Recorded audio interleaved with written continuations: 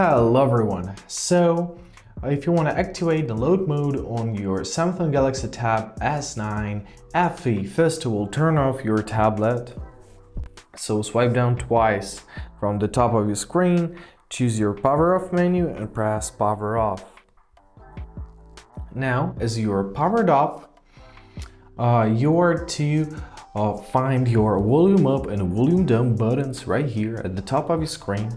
Now hold them simultaneously and insert a cable. So make sure that one part of the cable is plugged into your laptop and you're to insert the second one into your tablet. So hold the volume down and volume up button simultaneously, and while holding, let's insert the key.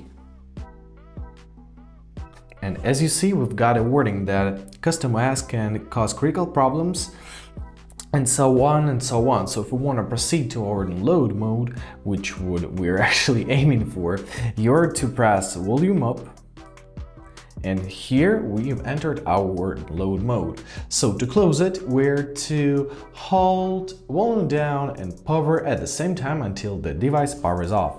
So let's do this. And basically that's it. I hope this video is helpful. Thank you so much for watching and have a great day.